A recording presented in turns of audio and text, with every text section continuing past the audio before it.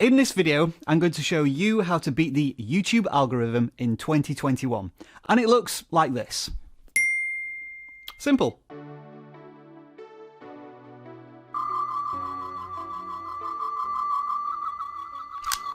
All seems to make sense. A very quick question to kick this one off. On average, how many channels does the average YouTube viewer watch each and every month? Let us know in the comments below and I'll reveal the answer a little bit later. Now then, this video was published in 2020. Am I really talking about 2021? Well, on this occasion, it's true because this video relates to a tool that YouTube haven't yet released, but they have teased. And I think it's going to be a game changer in 2021. So if you don't mind me, let me finish off my scans because I've been wanting to use this prop for absolutely years.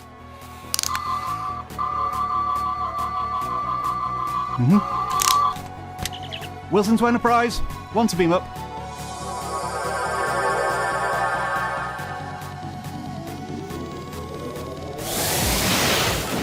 The ironies of referencing a 30-year-old science fiction program to predict the future of YouTube. That's because the answer is holodecks. Alright, enough of the Star Trek references, let's get down to business. Because the last thing I want to do in this video is talk about the YouTube algorithm. That's because the last thing I want you to think about is how to hack a system, or how to find a shortcut on a racetrack, or a cheat code in a video game.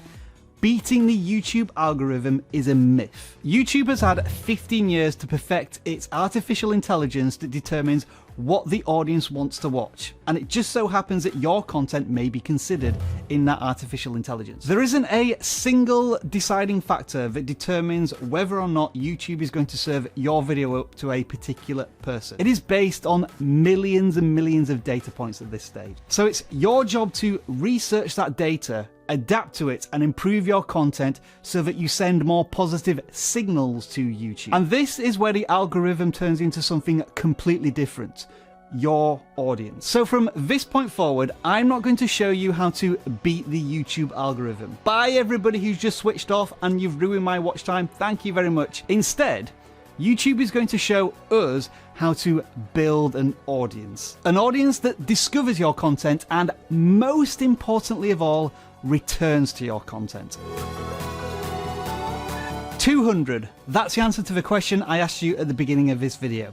People watch on average 200 channels every single month on YouTube, and they might not even be subscribed to those channels. That is an astonishing number. That is a lot of competition, and I can't quite believe it myself, but it comes direct from the Creator Insider YouTube channel, so I have to believe it is true. When it comes to loyalty, those numbers are even more competitive, because YouTube say that 10% of your audience watch you more than anybody else on YouTube. That kind of matches up to our audience retention, since this far into the video, there's only usually 10% of you who are left watching.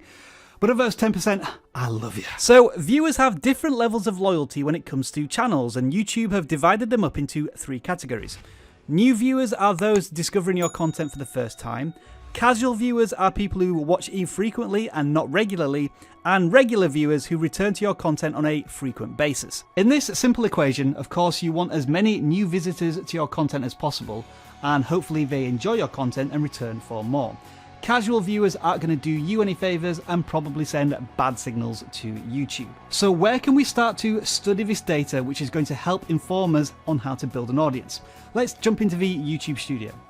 You can increase the chance of YouTube suggesting your content by increasing your click-through rate and your video watch time.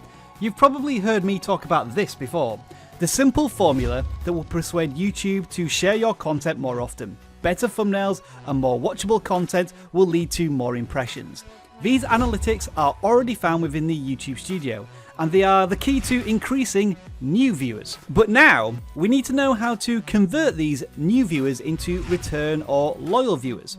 Until now, YouTube have lacked the analytics to really help us with this, the closest being average views per viewer.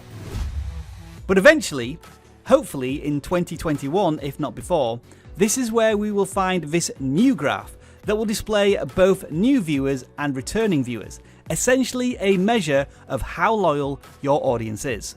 Getting people to watch your content is of course the first hurdle, and new viewers represent that. But let me ask you a question. Have you ever watched a video through its entirety and not really enjoyed it and made the decision that you're not going to return to any more of their content. I've certainly done that. But there are also occasions when I've watched a video all the way through, or most of it, really enjoyed it, and I've decided that I will watch more of their content even if I don't subscribe. Those are your loyal viewers, and that's a representation of something that YouTube has hinted at: quality watch time. YouTube is moving beyond the idea of raw watch time. Yes, a viewer may watch something for 10 minutes, but were they satisfied by the experience? Did they get the answer they needed? Were they entertained, emotionally moved? Has it created, built upon, or solidified the relationship the viewer has with the creator and YouTube as a video platform? YouTube are trying to help answer these questions now through data, so let's take some examples. This is an example of a variety channel. It has a broad audience and creates lots of content that chases trends and breaking news. In this case, they may often bring in new viewers to their channel, but those new viewers often turn into casual viewers. YouTube deems them users who have watched this channel in the past but not done so in over a month. Next, we have a personality-driven channel. This is a great example of how building a relationship with your audience converts new viewers into return viewers. Those return viewers are much more loyal than casual viewers. They watch more of your content and likely watch for longer. And then we have a wildcard, a channel that goes viral. This is often a cursed gift in that you bring in a massive audience from a single video but don't know how to sustain that popularity, either because the trend of the viral video was based on dies, or because the channel lacks the focus it needs to keep that new audience engaged. Of course, in a perfect world, you would want lots of new viewers every single month that turn into return viewers, with no casual viewers churning away from your channel. And that's one of the reasons why big personalities such as PewDiePie, Mr. Beast, Jacksepticeye turn their channels into tens of millions of subscribers. They are relatable people, and people build a relationship with them and want to watch their content, whatever they're covering, whether it's video games or skits or even reading lots of Reddit posts. Of course, this isn't practical for all types of video topics. Take vidIQ as a common example. We're a YouTube education channel.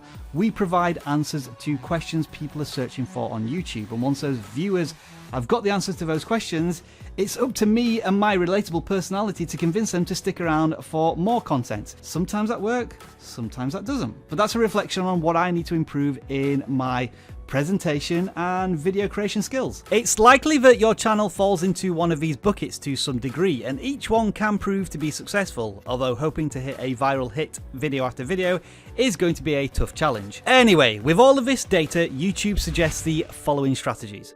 Think about why the content you made brought someone to your channel. It's more than likely you did something new, unique, or outstanding within a video topic. And more often than not, more of this will bring that viewer back to your channel again. Celebrate this shared passion with your audience by creating a series of content that drives viewer loyalty, especially if it tells a story over a long period of time.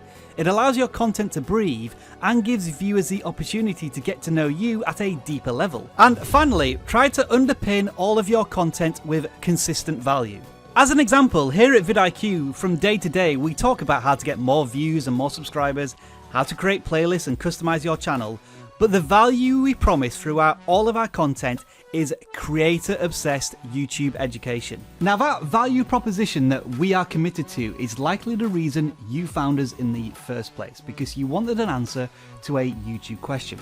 But it's hopefully the reason why you stick around, because you realize that we together are all on this shared YouTube journey to grow our channels and make a difference with our communities. Now, given these graphs that YouTube have showed us, there is something interesting I want to present to you from vidIQ's own analytics over the last 2 years. By every measure, 2019 was a fantastic year for vidIQ, but it was punctuated by viral hits driven by the PewDiePie vs T-Series subscriber race. Once that trend disappeared, we were left chasing our tails, so to speak, mistakenly looking for the next YouTube news or trend. It was distracting for us and of course for you. Fast forward almost 12 months and 2020 is already vidIQ's best year on YouTube, and it's been driven by consistency. giving viewers what they need video after video. That's supported by gaining almost 100,000 subscribers more than last year.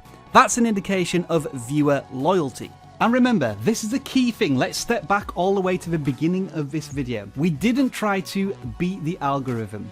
We studied the data, we realigned our content to match our viewers' needs and expectations, and that is what helped us build a stronger, more loyal audience. Now, I do truly hope that YouTube release this tool in some form in the Creator Studio in 2021. And really, what we want to be paying attention to here are returning viewers and making sure that that graph goes up and to the right. But if it doesn't, hopefully you learned tons of useful stuff from this video. Let us know in the comments below. Thank you very much for watching and enjoy the rest of your video making day.